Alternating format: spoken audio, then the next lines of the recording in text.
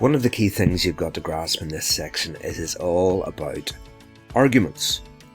Arguments for coastal protection. That means that we're going to have to look at reasoning as to why some places are protected and others aren't. So before we jump into the next section, let's remind ourselves of where we finished the last one, where we presented the argument. The first one was coastal areas are densely populated. Remember the places we visited, places like Miami, LA, Singapore, places like that, very, very densely populated.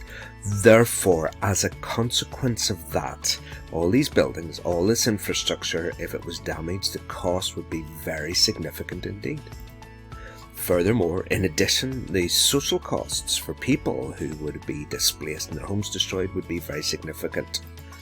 Feel the argument coming? Consequently, as a result of these economic and social reasons, there's a need to use management strategies and methods. That's how the argument goes. So as we move into this next section here, as we advance this, let's keep that in mind, because we're thinking here all about these arguments, the reasons for coastal defences. Video number 1 dealt with the fact that people live near the coast. Obviously it spills over to this one here, but we're going to pick up and look very specifically here at some of the other reasons why coastal areas are important economically other than residential areas, and we need to look at 3 of them. Tourism. We're going to go to some places that you might have visited. Ports and fishing. Coasts are important economically, tourism, ports and fishing. So let's start off with this statement here. Again, this is the statement from the specification. Coastal areas are important economically and so therefore, consequently, need protection. Do you feel the argument coming through there? Let's jump into tourism first and foremost.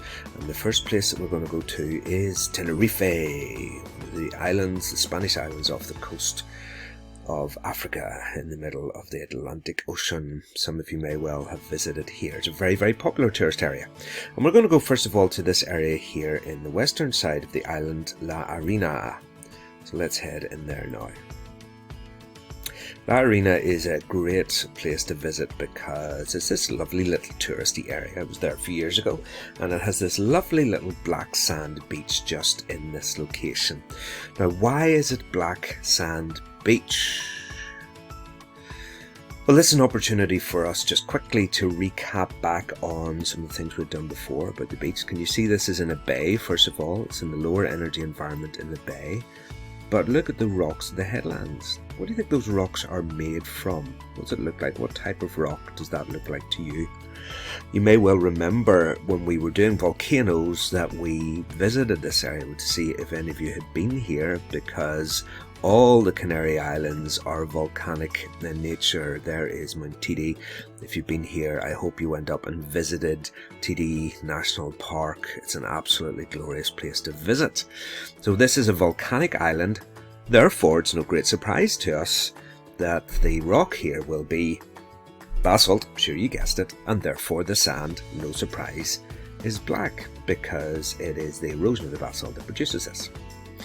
Right, let's come in and have a little bit of a look at this area in a bit more detail using some videos that I shot when I was there a few years ago. Here we are coming back in again to La Arena.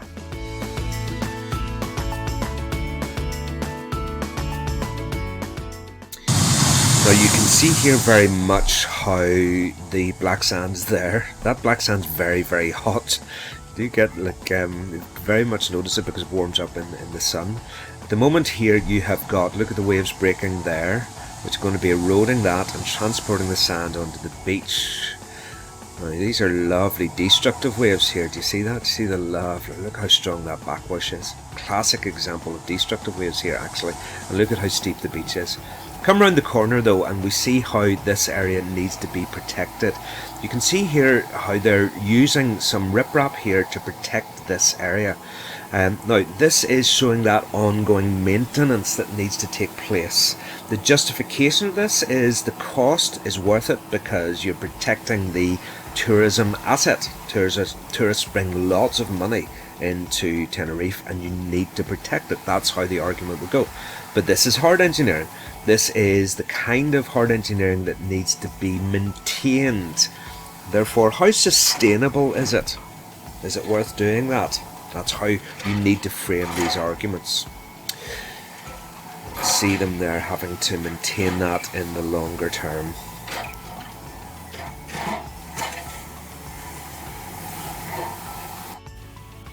Let's leave La Arena and go to Playa La Teresitas. Excuse my Spanish. This is a different area. This is not a black sand beach, as you can see. Not at all a black sand beach. This is golden sand. But I want you to look at the breakwater that's sitting just there off the beach. Because again, that needs to be protected. But it's a golden sand beach, which is unusual for a volcanic area. So let me just jump on down to Playa Las Turistas. Here we go. We'll find out a little bit more about this beach here. You can see this from this overview, how beautiful this looks. I was just standing there when I shot that video, and there's the breakwater there to protect this beach. Now, why do we need this, and why did we have a golden sand beach here in the first place? Well, this beach actually is an entirely artificial beach, 1.3 kilometers long, and it was constructed and made in the 1970s. Now, it's not too far away from the capital city, so they wanted somewhere where the tourists could come.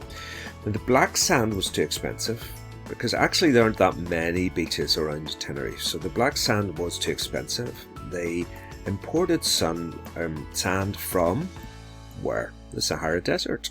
Because remember, when we zoom out, we'll see this. There we go. You're actually not too far away from the Sahara Desert. So if you can come out to the Sahara Desert, they imported this sand across. Oh, gone back to La Arena. Let's come back here again. They imported this sand across, 270,000 tons of it. Also partly because it was more appealing to the tourists. That's the kind of golden sand that tourists want to visit here, so they thought. But to stop the beach from being eroded, they had to construct this 1 kilometre long breakwater, 150 metres offshore, to protect this beach. However, that wasn't enough, because the golden sand is much lighter, smaller particles than the local black sand, and it's very, very liable and prone to wind erosion. The winds that blew here were eroding it and blowing it off. So having constructed it in the early 1970s, they had to add another 28,000 tons of sand in 1998, brought across again from the Sahara Desert at a cost of £2 million. Now again, you can see here the ongoing maintenance required for this. But is there an argument for this? Is that a worthwhile investment? Whenever you are close here to the capital city, it's just down the coast a little bit here. There it is, Santa Cruz de Tenerife, and you can come down here and you can visit this beautiful sandy beach. Is this something that's going to be appealing for the tourists? Is that investment worth making? You can see how this is very much in the territory of arguments. Right, let's leave Tenerife and come up to sunny Costa del Portrush. Right, when the weather's good, there's no better place in the world, and we're coming here to West Bay. This isn't letting me turn around, but you'll know West Bay. Let's have a wee look here at some information about West Bay and Portrush. Now, Portrush has been for a long time a very popular location for tourists. It was popular in the 19th century and in the 20th century, and you had tourists travelling from all over Northern Ireland and indeed all over the island of Ireland to come and visit here. This was before the time of cheap package holidays, whenever you couldn't jump in a plane and fly to Tenerife quite so easily. But to go to locations like this was a big deal. In fact, my dad tells me this wonderful story from whenever he was a wee boy. He grew up in Belfast, in the inner city area of Belfast, a working class area. And he remembers going up to Portrush on holiday. But to go to Portrush on holiday, what they had to do, because they didn't have a car, they had to get a taxi to go and get a train to travel up in the train to Portrush. But it was such a big deal that whenever he as a wee boy was going away on a holiday, do you know what? All his neighbours came out into the street to wave goodbye to them because they were going to Portrush for a fortnight. In fact, it was such a big deal that not even all the neighbours in the street could afford to do that. So it was a really, really big deal for them to go and do it. And so for decades, this has been a very popular location. And here is the railway line coming in here. There's West Bay and Portrush, and there's the crowds coming off in the past whenever they were arriving. There's the railway line just running up in here behind it. Now, if you know this area, you will recognise or you'll spot that there's something a little bit different here than what you would see if you were up here today. I wonder, can you spot it? What is missing is the promenade. This is backed by sand dunes straight down onto the beach. Here's another one. Sand dunes straight down onto the beach. There is no promenade here at all. There's no coastal defence, in other words, down here at all. This is much more, if you like the other beach in Portrush with the sand dunes in behind it. But you can begin to see here now they're introducing something of the coastal defences. Now, why did they feel the need to do that? Well, it was largely to do with the erosion that was taking place. You can see that there's infrastructure up near the top. There's the precursor to Barry's, some of the things that were encouraging people to come up, and the railway brought them in here, and then people would walk over the sand dunes down onto the beach. Sand dunes are very, very vulnerable to erosion by people walking over them. And what was happening was that they were eroding, and as they eroded, then this was threatening the infrastructure behind. Now, because this was the 20th century, hard engineering was very popular in the 20th century. So they started to do what they did, which was to build the seawall, trying to control nature. Now, if we have a look here, you can see some of the evidence of that erosion taking place and why that was vulnerable there, all the infrastructure sitting up here. But the seawall was built and eventually extended all the way around.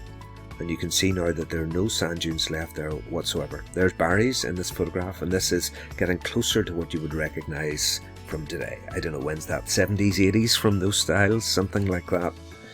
And you've now got this seawall running all the way around. And in fact, in more recent times, during the 1960s, there was this expansion out here of the seawall all the way to the far end of West Bay, and here it is. So all the way around now you've got this seawall and this promenade that is being built along there. Now, the reason for this, remember these are arguments, the reason for this is to protect the tourist infrastructure in behind. Here comes the railway line here, and here is all of that tourist infrastructure. But if you have a look at this beach, pardon me, you can see that there has been an impact on the building of the beach, or building of the seawall here. In fact, Portrush is very lucky to have held on to this beach entirely, because very often what happens when you build a seawall is you cut the beach off from the supply of sediment behind. And because you cut the beach off from the supply of sediment, the beach gets transported or eroded away, and there's nothing else to have that input of sediment, and the beach gets smaller and smaller and smaller. Now, there is longshore drift occurring here from this end of the bay to this end, so you can see the sand building up here at the harbour, but you can see here how much narrower the beach is, and they're very, very fortunate that that beach has stayed. There are other places along the coast in County Antrim where seawalls have been built where the beach disappeared entirely. So it's a risky strategy when you're using hard engineering, because you could end up losing your tourism assets, the very beach that attracts people, as you attempt to protect your tourism infrastructure of the buildings in behind. So modern beach management is much more interested in using soft engineering where it can, because the soft engineering is going to be working with those natural processes and is less likely to destroy the very natural asset that's going to be attracting people along in the first place. So coasts are important economically, and in terms of the economic importance, that's our tourism dealt with there. Let's move on now to take a look at ports. And for the first location we're going to go to, we're going to head just across the Irish Sea to the port of Liverpool. Liverpool, very, very important port city. If we come down into the centre of Liverpool, first of all, if you've been to Liverpool, you'll have come down here. You might have come to Albert Dock in the centre of Liverpool. This is an old part of the Docklands area that has been renovated. It's been turned into kind of apartments and conference centres, and some of the old buildings have been renovated into these beautiful modern apartments, things like that. So you've got that in towards the centre of Liverpool, which is an evidence of just how big those docks used to be. They're not down there anymore, but they are up here. Look at the size of this Dockland area. Look at how important that will be as a way of bringing in and taking out the goods for trade. Big area. As you can see here, this is protected because it needs to be protected here for the economic value that the ports add. You've got seawalls, you've got some riprap placed along here, and the whole area is very well protected. Down towards here you've got some more riprap, some of this rock armour here. Why would you invest in this? Because of the economic assets that not only the buildings have there, but the importance of the trade. Look at all those containers that have been brought in, those containers that are bringing us all of the goods and the products that we want to order and we want to get. If you've ever ordered something from Amazon that came across from GB, it may well have sat in a container. Look at those, like stacked 3 high. You need some skills to do that, wouldn't you? May well have sat in here before it came across the Irish Sea to us. That's a big container port with all of the economic activity that's encapsulated in that photograph. Let's now travel a little bit further afield. Let's come over again to California. Previously we were up here at Venice Beach and things like that, but now we're coming down to the port of Los Angeles. Now look at this photograph, it's beautiful again. These photographs taken in twilight that make these commercial areas look absolutely gorgeous. But the port of California is sometimes known as America's port because the scale of this is incredible. It's hard actually to get your head wrapped around this. 500,000 people work in this port. 500,000 people. If you think Liverpool port was big, 500,000 people working in this area. Let's zoom in and just see some of the containers down here. I mean, just look at the scale and the size of that. It's so much bigger than the port of Liverpool. The way Google Earth renders this, it looks like they're levitating. It looks like a scene straight out of Star Wars there, doesn't it? Look at the scale and the size of that. 500,000 people working here. And when you look at this is just one part of the port. It'll come as no surprise if I said to you that 20% of the entire cargo that arrives into the whole of the United States of America, 20% of the entire cargo comes through this port alone. That's no surprise when you see just how big this is, right? This is extremely important economically, isn't it? Extremely important, and therefore it needs to be protected. Now, how is it protected? It's protected by a series of breakwaters. The biggest one is known as the San Pedro Breakwater, and it's a classic example of your hard engineering. It was first built in 1899, and it was built as your classic example of your hard engineering there. This was the people, the workers up there, they even built this little railway line to get the trains out to carry these big boulders out into place and to put them into place. It was classic human intervention of hard engineering. We will control the natural processes. See, you think you're going to erode? Think again. We're going to place these big boulders here and you shall not erode the coast. And the sea says, really? You just give me a little bit of time and we'll see what we'll be able to do. Because wave after wave, year after year, it just keeps breaking. And does this sound quite a bit like our management of rivers as well, doesn't it, with the hard engineering? The rivers always win. Always. And guess what? The sea always wins too. And here we have in 2016 just one particular example of them having to reconstruct the breakwater as a result of damage caused by storm surges. Now there's that word again. We've talked about that before. I haven't explained that yet, but hold on to that, because that's going to be important. Storm surges in recent years. And what you're doing is tying future generations into the cost of repairing this. Now that repairs, those repairs alone took 6 months and cost $2 million. Now you may think, given the value of everything that's going on back there, that $2 million is a relatively small price to pay to protect them. It might be the way the argument would go. But ongoing protection for something as big as that, generation after generation having to protect that, is it worth it? Well, again, we're in the realm and the territory of argument here to protect the port. That argument seems quite sound. Does it? Let's come down here just a little bit further to another really famous beach in California called Long Beach. This was originally a real surfer's paradise, and in fact it hosted in 1938 what was seen as the first national surfing competition in mainland USA. And there was a series of black and white photographs taken at the time that really encapsulates this, and here's one of them. They're very iconic because of what they represent at the time of the glamour of this location. Look at those beautiful buildings and the beautiful setting and this wonderful surfing location. Not surprisingly, it attracted a lot of tourists in. However, within 3 years of the contest, work began on the breakwater.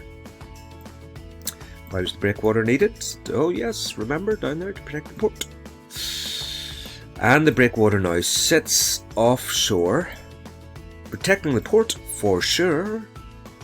There's a little gap to get in and out, but also reducing the waves for Long Beach. The waves are no longer big enough for you to have that kind of surfing competition. Now, there was a campaign just a few years ago to remove part of the breakwater down here and to allow a more soft engineering approach to occur, more waves coming in.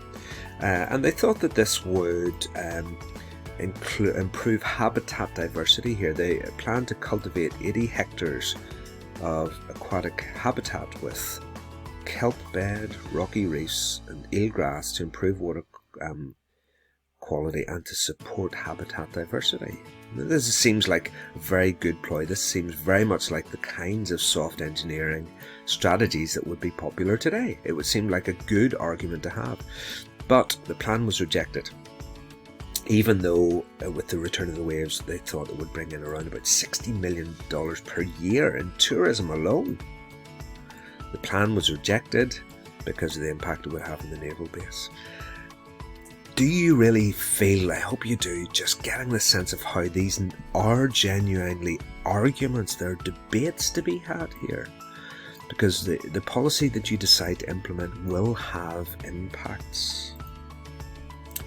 Now, talking of that, the last port that we're going to visit, we're going to come all the way over to Asia, to China and to Shanghai, to the Shanghai Delta region. Management strategies have impacts. So for the management strategy here, actually we need to go way inland to a river management strategy of all things. This is the Three Gorges Dam, a massive big hydroelectric power initiative that the Chinese authorities took put in place to generate electricity. So they built the dam. This was the area that was to be flooded. It was also as part of your river management because you can control the amount of water that comes out and things like that. But do you remember from rivers what a dam will do to sediment? Do you remember that? The dam very often tends to capture and trap sediment. that reduces the amount of sediment that comes down here. Now we saw that in our Mississippi case study. Do you remember what happened to the delta as a result of the dam building in the Mississippi? You do, don't you? The delta is shrinking. Well, guess what's happening to the Shanghai Delta? So we leave the inland river, the Three Gorges Dam, and we come down to the river mouth, to the Shanghai port. Well, let's just get a little bit of a sense of this. Massive port again, absolutely massive. Let's come in here and have a look. We looked, just get the sense of the scale of that, won't you? Look way down here. Right, let's go all the way down to the other end. Right, hold on to your hats for this one. Whoa, out we come, and boom, back in we come again. And look, just like we saw in the port of Los Angeles, look at all of those containers there. This isn't in your 3D view here, so you'll have to use your imagination as to how high they go up. But this is very like the port of Los Angeles, isn't it? Massive big port, massive infrastructure needing protected there. Okay, let's start to put those two together. Because you have got the infrastructure of the port that needs to be protected, and it's usually protected by the sediment that builds up around about the delta. Let's have a look though at what's happening here. This is some information about the sediment discharge. That's the amount of sediment that comes out of the Yangtze River where the Three Gorges Dam was built. Right, the amount of sediment coming out. And now this is going to link forward to the last little argument here. What's happening to sea level? What are the trends in these graphs?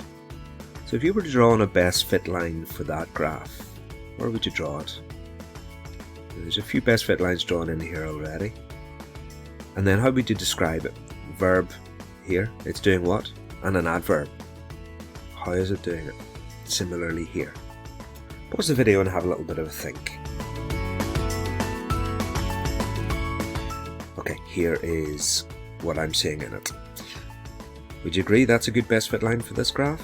The sea level, there's my verb rising, and it's rising gradually. Sea level is definitely getting higher.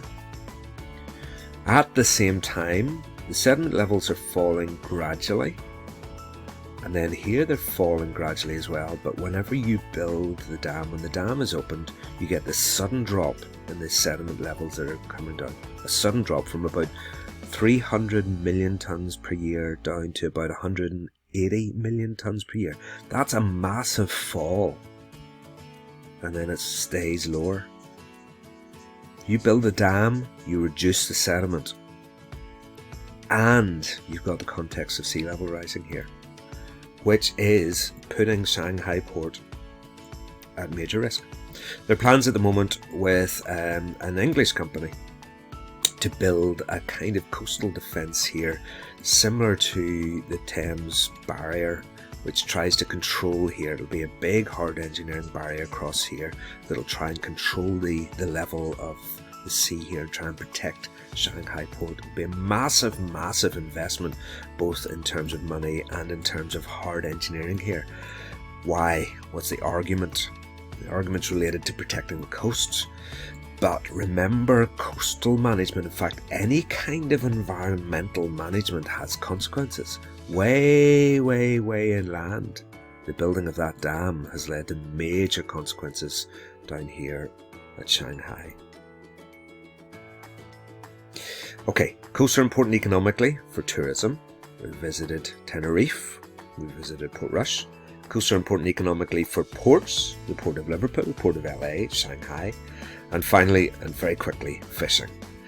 We're just going to go to one particular area for this because this is pretty straightforward. We're going to come back to wee Northern Ireland here, County Down and Kilkeel Harbour.